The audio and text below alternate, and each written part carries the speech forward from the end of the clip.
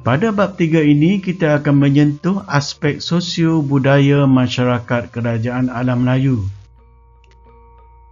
Antara aspek yang akan dibincangkan adalah daripada segi bahasa dan sistem tulisan, karya-karya persuratan, seni bina yang dihasilkan, dan juga struktur sosial masyarakat. Bagaimanapun, agama yang termasuk di dalam sosio budaya diasingkan kepada satu bab khusus, iaitu bab 4 nanti. Kalau pelajar perhatikan, untuk bab 3 sosio budaya ini terdapat 4 perincian, dan gambar-gambar yang dipaparkan itu bolehlah pelajar jadikan panduan, iaitu cerita-cerita rakyat, persembahan rakyat, alat-alat muzik, kesenian dan sebagainya yang juga kita akan tengok nanti.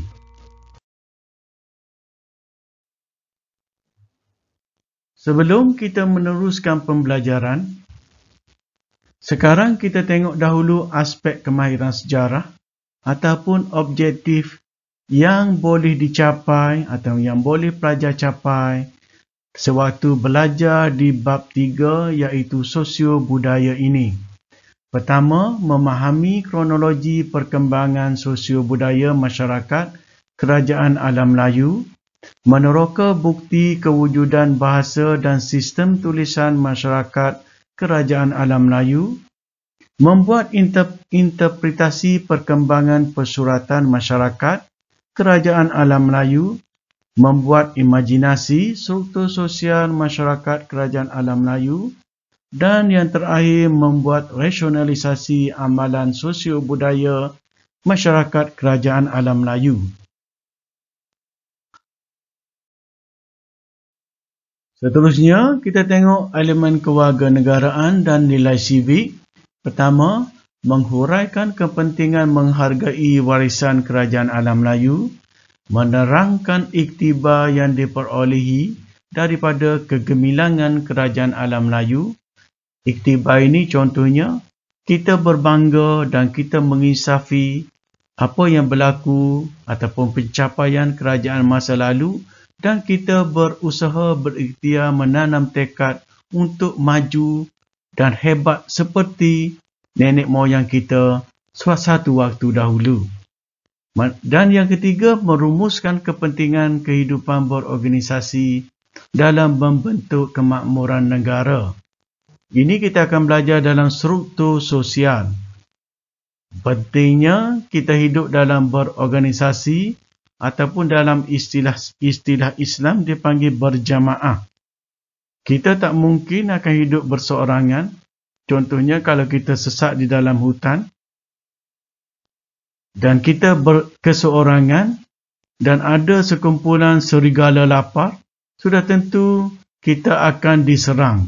Bagaimanapun kalau kita dalam jumlah yang ramai, sudah tentu serigala yang lapar itu akan melarikan diri dan mencari buruan yang lain kerana kita dalam keadaan berorganisasi. Jadi itu satu contoh yang mudah.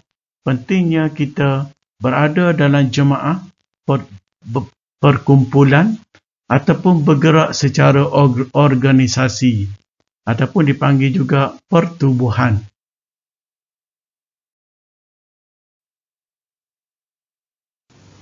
Aspek sosio-budaya yang akan kita tinjau adalah 4, iaitu bahasa dan sistem tulisan, persuratan, seni bina dan juga struktur sosial.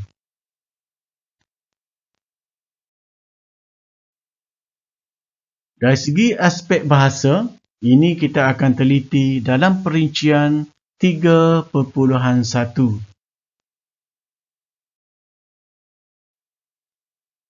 Pertama, kita akan tengok kerajaan Funan seperti biasa. Kita mulakan dulu kerajaan Funan kerana kerajaan Funan adalah kerajaan yang paling lama muncul di alam Melayu.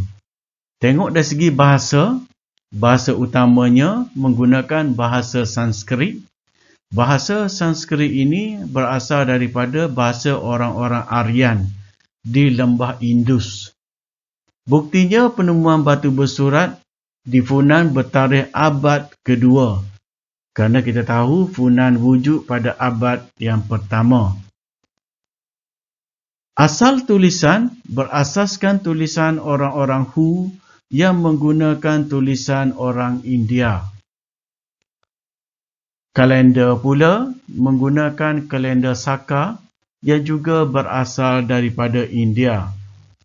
Bagaimanapun, maklumat sejarah ini perlu pentaksiran baru kerana ada yang mengatakan bahawa tulisan-tulisan orang Hu itu menggunakan tulisan Sanskrit yang diambil daripada lembah Indus.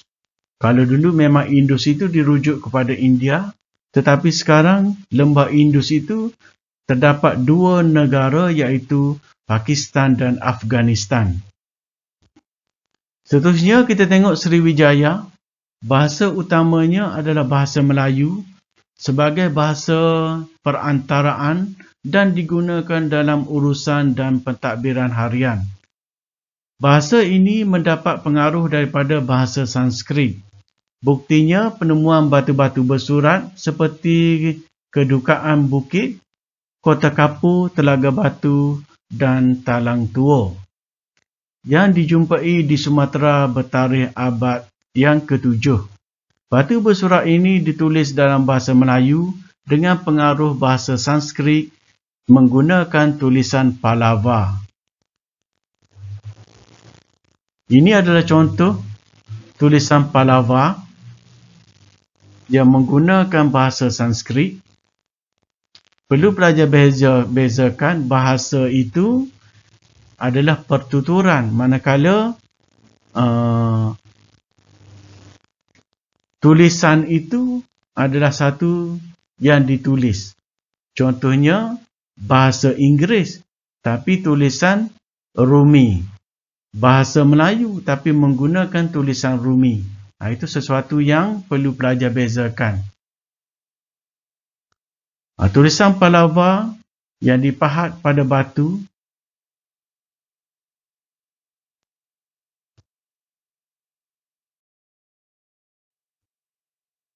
Seterusnya kita tengok Kerajaan Champa.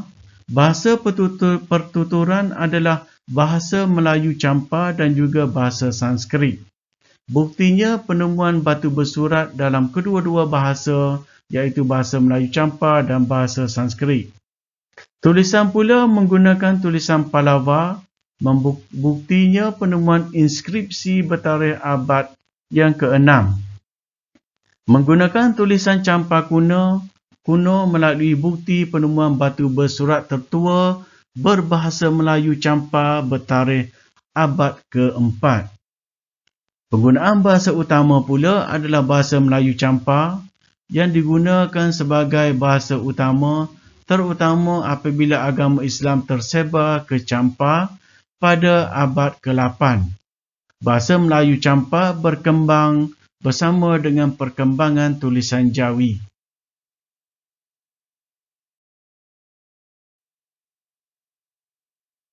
Seterusnya kita tengok Kerajaan Majapahit, Angkor dan juga Kedah Tua. Kerajaan Angkor, bahasa yang digunakan adalah bahasa Sanskrit dan juga bahasa Khmer.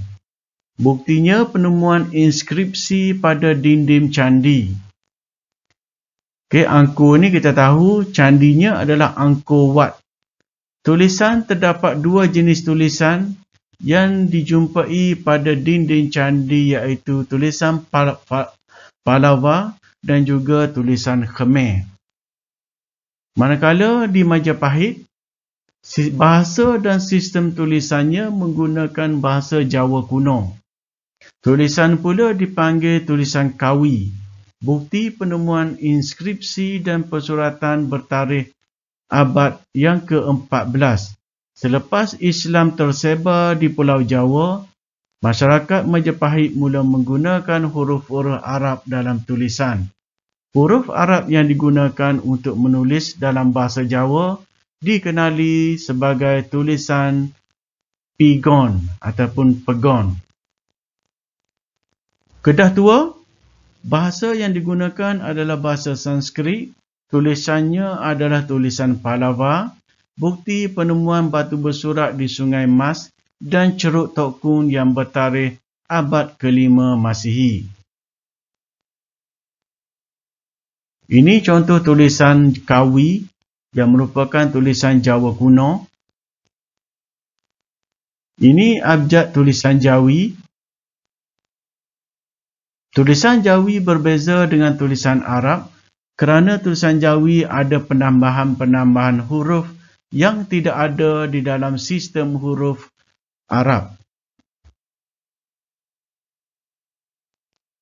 Tulisan Pegon yang menggunakan tulisan daripada Arab tapi diubah sendiri oleh masyarakat Jawa. Contoh, belajar tulisan Pegon.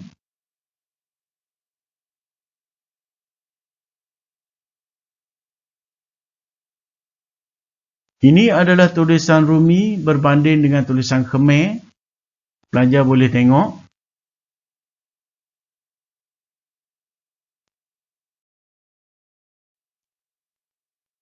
Seterusnya, kita tengok masih lagi dalam bahasa dan sistem tulisan pada perincian pertama bab 3, iaitu peranan bahasa dan tulisan.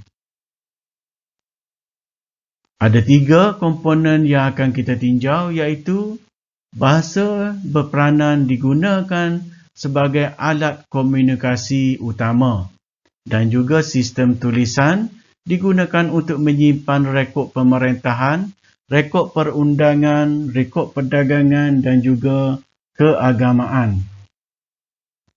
Manakala perincian yang ketiga, peranan bahasa dan sistem tulisan ini menjadi sumber rujukan ahli sejarawan yang membuat kajian tentang ketamadunan masa lalu.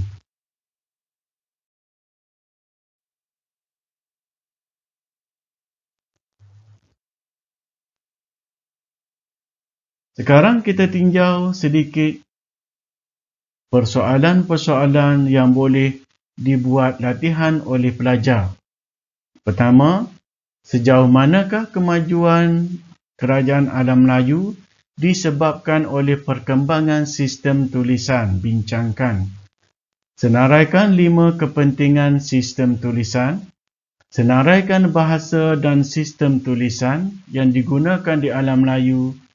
Serta yang terakhir, apakah yang dimasukkan dengan kalender Saka?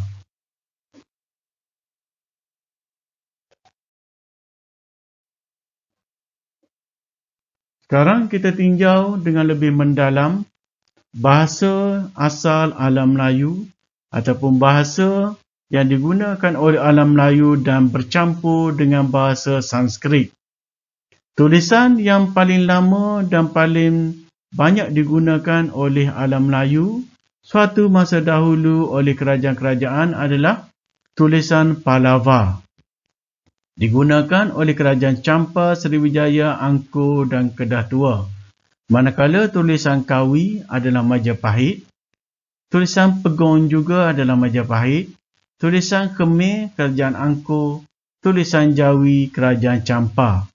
Jadi, peta minda ini memudahkan pelajar untuk mengingat.